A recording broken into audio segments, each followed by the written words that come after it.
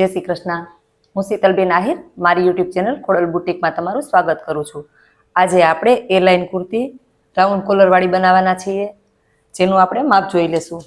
Jenny लंबाई छे 46, shoulder छे 16, कोठा लंबाई छे 15, छाती छे 36, कमर छे 31, मूंढो छे 17, बाई लंबाई छे 11 अने बाई मोरी छे 11। ज्यारे आपणे ए लाइन कुर्ती करी त्यारे एमां सीटनुं माप लेवानुं आवतुं नथी। चालो आपणे दोरवानुं शरू करीए। આપણે લંબાઈ 46 હોય તો 2 ઇંચ વધારવાની છે એટલે 48। આપણે અહીંયા એક નિશાન 48 કરીશું। હવે આપણે છાતી 36 છે, 36 નો છઠ્ઠો કરી એટલે 6 અને વત્તા 1 કરી એટલે 7। એક નિશાન પહેલા આપણે ઊભે ઊભી જ મેજર ટેપ રાખવાની છે, આપણે મેજર ટેપને હટાવવાની નથી। એક નિશાન આપણે 7 કરી લેશું। હવે આપણી કોઠા લંબાઈ 15 છે એટલે એક નિશાન આપણે આ 15 કરી લેશું। આ રીતના પહેલા આપણે નિશાન કરી લેશું। હવે આપણું કોલર વાળી કુર્તી કરી ત્યારે મેં તમને કીધું છે કે આપણું જેટલું શોલ્ડર હોય એનું આપણે પૂરેપૂરું લેવાનું। આપણું શોલ્ડર 16 છે તો આપણે હવે અહીંયા એક 8 નિશાન કરીશું શોલ્ડરનું।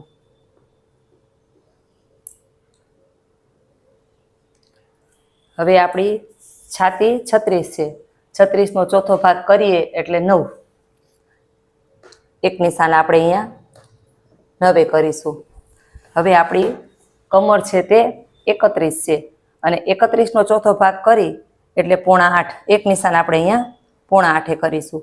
હવે આ બધા નિશાનને પહેલા આપણે સીધા કરી લેશું આ રીતે।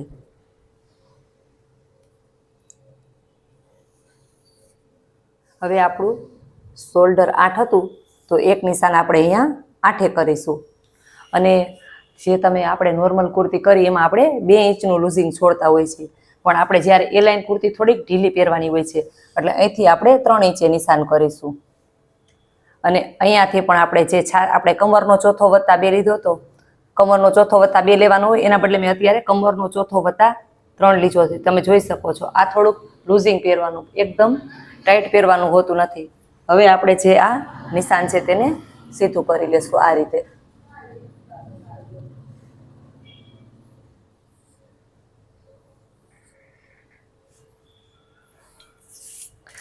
હવે એક નિશાન આપણે અહીંયા 1.5 ઇંચે કરીશું।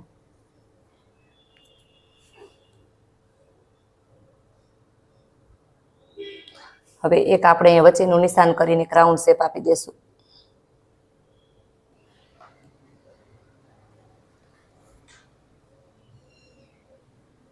હવે એકવાર આપણે આપણો મૂંઢો ચેક કરી લેશું। આમાં આપણે છાતીનો ચોથો વત્તા 3 લીધો છે એટલે આપણો મૂંઢો છે આવી જશે, એનો કાંઈ એવો પ્રશ્ન નથી। તમે જોઈ શકો છો અહીંયા આપણો મૂંઢો આવ્યો છે, આટલું આપણું લૂઝિંગ છે। હવે આપણે આ સ્કેલનો ઉપયોગ કરવાનો છે। અહીંયાથી આ રીતના એક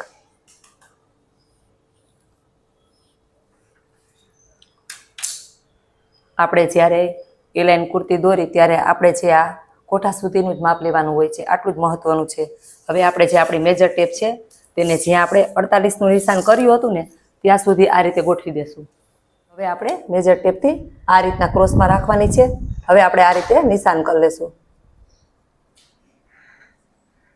હવે આપણે આને સ્કેલથી સીધું કરી લેશું। આપણે જે કમરનો ભાગ હતો ત્યાંથી તો આપણી લંબાઈ સુધી આપણે આ રીતના સ્કેલથી નિશાન કરી લીધું છે। આપણી લંબાઈનું નિશાન છે, જ્યાં આપણી લંબાઈનું નિશાન હોય ત્યાંથી આ રીતના એક 2 ઇંચે આપણે આ નિશાન કરવાનું છે આ રીતે। હવે એ લાઇન કુર્તીમાં ઘણાને આ ચાક હોય એવી ફરિયાદ હોય છે કે અહીંથી આ બહાર નીકળી જતી હોય છે, પણ હંમેશા જ્યારે તમે એ લાઇન કુર્તી કરો ત્યારે આટલો આ રાઉન્ડ શેપ આપવાનો હોય છે। આ રીતના આટલો રાઉન્ડ શેપ આપવાનો હોય છે। આટલો રાઉન્ડ શેપ આપશો એટલે તમારે કોઈ દિવસ અહીંના પોઈન્ટ છે જે ચાકના તે કોઈ દિવસ બહાર નીકળશે નહીં। હવે આપણે આને કટિંગ કરી લઈએ। શકો છો આપણી એ લાઇન કુર્તી આ રીતના દોરવાની હોય છે। આપણે આમાં જે રીતના આપણે કુર્તી બ્લાઉઝમાં ખાડ ભાગ ઉતારી એ રીતના ખાડ ભાગ પણ ઉતારવાનો છે। આમાં એક જ વસ્તુનું ચેન્જ છે કે આપણે જે સીટ લઈ છીએ સીટ હોતી નથી, કમરથી ડાયરેક્ટ આ રીતના ગોલાઈ આપવાની હોય છે। હવે આપણે કટિંગ કરી લઈએ।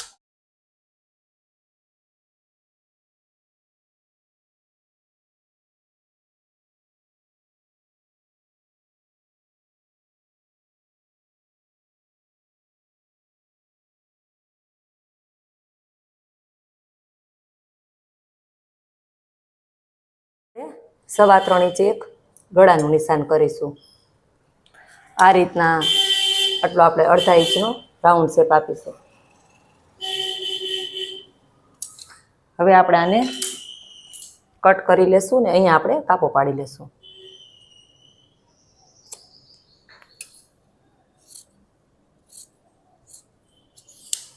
હવે આપણે જે આગળ પાછળના બે ભાગ છે તેને અલગ કરી લેશું.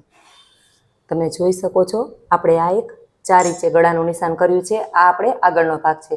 જે પાછળનો ભાગ હતો તે આપણે અલગ કરી લીધો છે અને આ એક જ ભાગ છે. આપણે બીજો ભાગ હોય તે કાઢી લેવાનો છે 4 ઇંચ. અને આજે આપણે 3.25 ઇંચ હતું એ રીતે અહીંથી આપણે આગળ ગોળ શેપ કરી દીધો છે, કારણ કે આપણે કોલરવાળું કરવાનું છે એટલે આપણે આગળ આટલું નિશાન કરી લીધું છે અને આ આપણે ખાટ ભાગનું નિશાન કરી લીધું છે. અહીંયાથી આપણે છેક સુધી વચ્ચે કટ કરવાનું છે. પહેલાં આપણે આ ગળું કટિંગ કરી લેશું.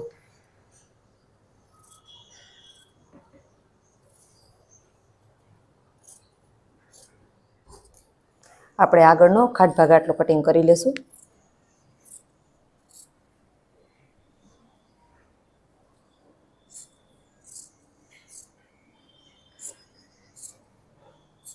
એ આપણે છેક સુધી કટિંગ કરી લેવાનું છે.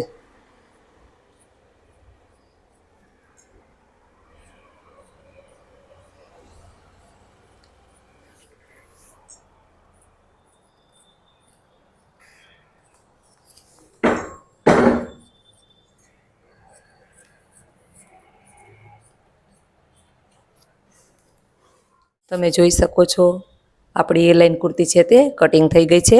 હવે આપણે આગલા પાર્ટમાં આને સ્ટીચ કરીશું. જો તમને મારો વિડીયો ગમ્યો હોય તો લાઈક કરજો, શેર કરજો, સબસ્ક્રાઈબ કરજો. ધન્યવાદ.